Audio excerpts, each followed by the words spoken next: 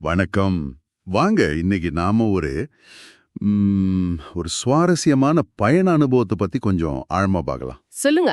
April 2025ல 5 college friends சேர்ந்து Everest base camp, அதாவது EPC trek போனாங்க. ஆமா, அந்த பயணம். அவங்களோட முழு அனுபவமும் பிளான் பண்ணதுல இருந்து ட்ரெக் முடிச்ச வரைக்கும் நமக்கு ஒரு ரிப்போர்ட்டா கிடைச்சிருக்கு. சரி. இதுல இருந்து முக்கியமான விஷயங்கள், அவங்க ஃபேஸ் பண்ண சவால்கள், மறக்க முடியாத மொமெண்ட்ஸ், இதெல்லாம் உங்ககிட்ட ஷேர் பண்றது தான் நம்ம நோக்கம். நிச்சயமா. இந்த ஐடியா சுரேஷுக்கு ஜூலை 2024ல தோணுது. ஓஹோ. அவரோட அனு, கவி, கோபி, தீபான்னு 4 பேர் சேர்றாங்க. இன்னொரு நண்பர் தியாகா, அவரால வேலை காரணமா வர முடியல. சரி, 5 பேர் டீம். ஆமா. அவங்க தயாரிப்பு எப்படி இருந்துச்சு? ஒவ்வொருத்தரும் ஒவ்வொரு மாதிரி. அனு அமெரிக்கால பே ஏரியா ஹைக்கிங். கோபி, கவி, சுரேஷ் 3 பேரும் நம்ம சவுத் இந்தியால மலையேறது. ஓகே. தீபா ஜெர்மனில குளிர்ல ஹைக்கிங். அப்படி நல்லாவே தயாராகிறாங்க. ட்ரெக் தி ஹிமாலயாஸ்னு ஒரு ஏஜென்சி மூலியமா பிரைவேட்டா புக் பண்றாங்க. கைடு, போட்டர்ஸ் எல்லாம் அவங்களேவா? ஆமா, ஒரு கைடு, 3 பாட்டர்ஸ். சரி, இந்த தயாரிப்புக்கு அப்புறம் காத்மாண்டு, அங்க என்னாச்சு?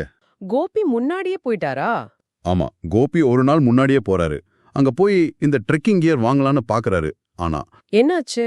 அங்க பெரும்பாலும் டூப்ளிகேட்ஸ் தான் இருக்குன்னு தெரிய வருது. அது கொஞ்சம் ஷாக்கு தான். இது முக்கியமான தகவல் பாருங்க. அப்புறம் அனு, சுரேஷ் அவங்க வரும்போது பயங்கர புகை மூட்டம், ஃப்ளைட் லேண்ட் ஆகவே கஷ்டப்பட்டிருக்கு. அடடா. ஆனா ஒரு நல்ல விஷயம், நேபாளத்துல நம்ம யூபிஐ மாதிரி போன் பேன்னு ஒன்னு நிறைய இடத்துல யூஸ் பண்றாங்க. அது யூஸ்ஃபுல்லா இருந்திருக்கு.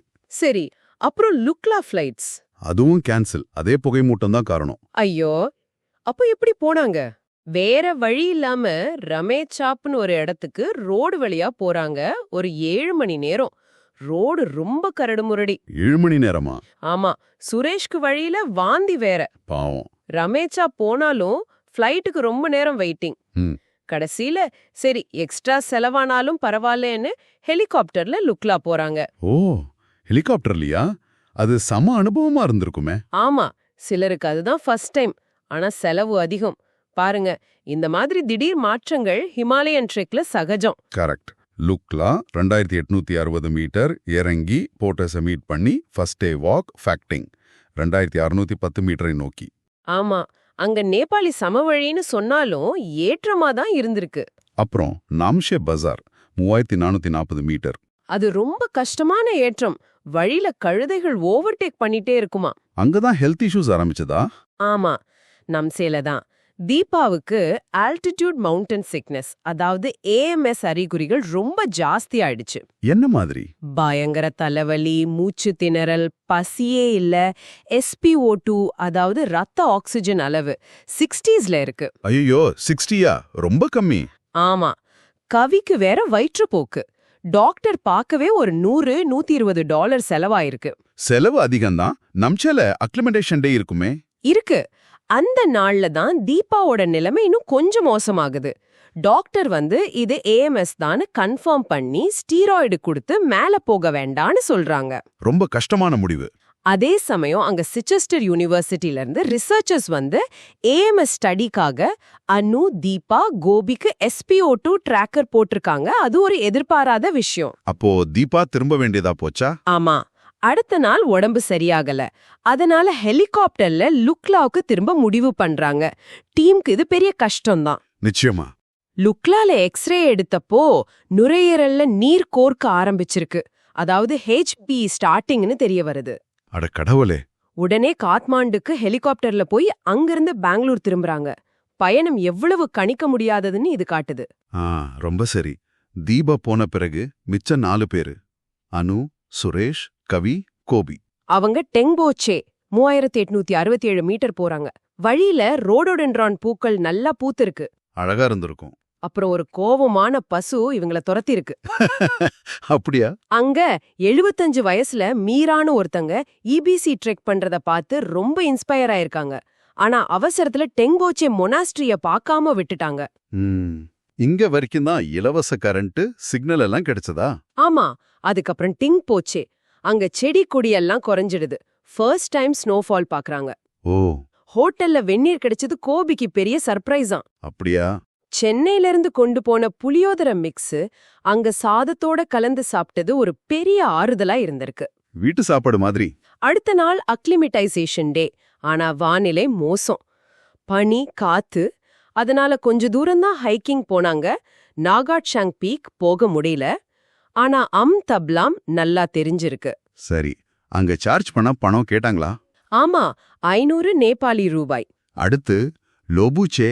ஆமா, வழியில துக்லா பாஸ் 4830 மீட்டரை கிராஸ் பண்றாங்க. அங்க மலையேற்றத்துல இறந்தவங்களுக்கு நிறைய மெமோரியல்ஸ் இருக்கு. ஓ, அது கொஞ்சம் மனச கணக்க வைக்கும். லோபுச்சேல குளிர் பயங்கரம், மூச்சு விடுறது கஷ்டம், ஷேர்ட் டாய்லெட்ஸ், உயரம் போக போக கஷ்டம் அதிகமாகுது. இப்போ கிளைமேக்ஸ் இபிசி சமிட் டே. ஆமா, வெடிக்காலை 3 மணிக்கு எழுந்து கடுமையான குளிர்ல கோராக்ஷேப் நோக்கி நடக்க ஆரம்பிக்கிறாங்க. பாறை பாதையா இருக்கு. சுரேஷ் கொஞ்சம் பின் தங்கிடுறார். தூக்கமின்மையா இருக்கலாம். அனு நல்லா ஸ்டெடியா நடக்கறாங்க. கோரக்ஷேப்ல மில்லி பீச் எவ்வளோ தூரம்? ஒரு 3 கிலோமீட்டர் தான். ஆரம்பத்துல ஜாலியா ஆரம்பிச்சாலும் போக போக அந்த பாதை முடிவே இல்லாத மாதிரி தோணிருக்கு.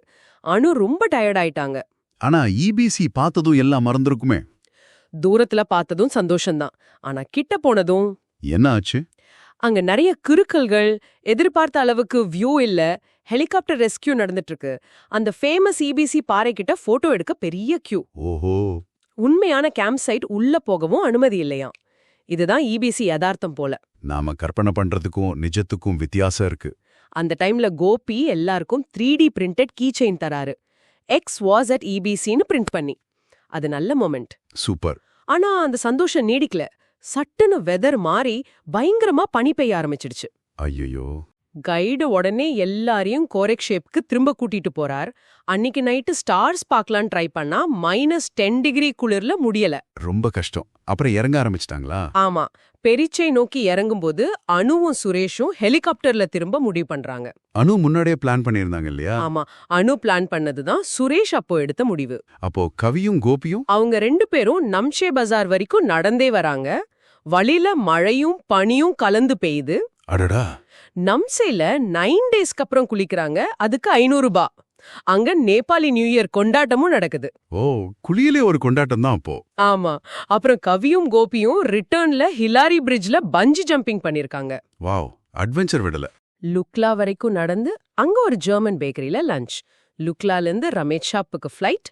அப்புறம் காத்மாண்டுக்கு ஒரு கூட்டமான வேன்ல பயணம். டீம் ட்ரிப் இதோட முடிஞ்சதா?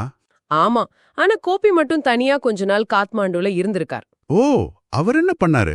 ஸ்கூட்டர் வாடகைக்கு எடுத்து சந்திரகிரி மலைக்கு போறது, அங்க கேபிள் கார், ஸ்கை சைக்கிளிங் எல்லாம். நாராயண் ஹிட்டி பேலஸ் மியூசியம், குக்ரி கத்தி செய்யற ஒர்க் ஷாப்ல தானா போய் கத்துக்கிட்டதுன்னு சுத்தி பார்த்திருக்கார். ஒரு பப் போயிருக்கார். ஆனா அது ஒரு மாதிரி அனுபவமா. அவர் ரிட்டர்ன் ஜர்னி எப்படி இருந்துச்சு? அதுவும் சுமூகமா இல்ல. Flight late. டெல்லியில கனெக்டிங் ஃப்ளைட்டை பிடிக்க ஓட வேண்டியதா போச்சு. பெங்களூர்ல டாக்ஸி கிடைக்காம பஸ்ல வீட்டுக்கு போயிருக்கார். கடைசியில சூட் கேஸ் வேற டேமேஜ். Oh my god. பயணம் முழுக்கவே சவால்கள் தான். ஆமா. அப்போ இந்த பயண அனுபவத்திலிருந்து நம்ம கத்துக்க வேண்டிய முக்கியமான பாடங்கள் என்ன நினைக்கிறீங்க? நல்லா தயார் பண்ணணும், அது முக்கியம்தான். ஆனா வானிலை, நம்ம உடல் நல மாதிரி விஷயங்கள் நம்ம கையில இல்ல. பயணம் எப்போ வேணா எப்படி வேணா மாறலாம். அதுக்கு தயாரா இருக்கணும். கரெக்ட். அப்புறம் இபிசி பத்தின அந்த யதார்த்தம் போட்டோல பாக்குற மாதிரி இல்லாம அங்க கிறுக்கல்கள், சில கட்டுப்பாடுகள் இருக்குங்கிறது. நிச்சயமா. ஒரு தீமா போனாலும் ஒவ்வொருத்தரோட எக்ஸ்பீரியன்ஸும் அவங்க சந்திக்கிற சவால்களும், குறிப்பா தீபாவோட ஏஎம்எஸ் மாதிரி விஷயங்கள் ரொம்ப தனித்துவமானது. ஆமா, இத கேக்குற நீங்க யோசிச்சு பாருங்க. இந்த மாதிரி ஒரு விரிவான அனுபவத்தை கேட்கும்போது சாகச பயணங்கள் பத்தியோ இல்ல எதிர்பாராத பிரச்சனைகளை சமாளிக்கிறத பத்தியோ உங்களோட பார்வை எப்படி மாறுது? இது வெறும் பிசிக்கல் அச்சீவ்மெண்ட் மட்டும் இல்ல. மன உறுதி, டீம் ஒர்க், நம்ம லிமிட்ஸ் தெரிஞ்சுக்கிறதுன்னு நிறைய இருக்கு. கடைசியா நீங்க சிந்திக்க ஒரு கேள்வி. ஒரு பயணத்துல நம்ம பிளான் பண்ண மாதிரி இல்லாம எல்லாம் தலைகீழா மாறும்போது, அந்த பிசிக்கல் கோல்ல அடைய முடியாம போகும்போது கூட அந்த அனுபவம் நமக்குள்ள எந்த மாதிரியான ஆழமான மாற்றங்களை கொண்டு வரலாம்? யோசிச்சு பாருங்க.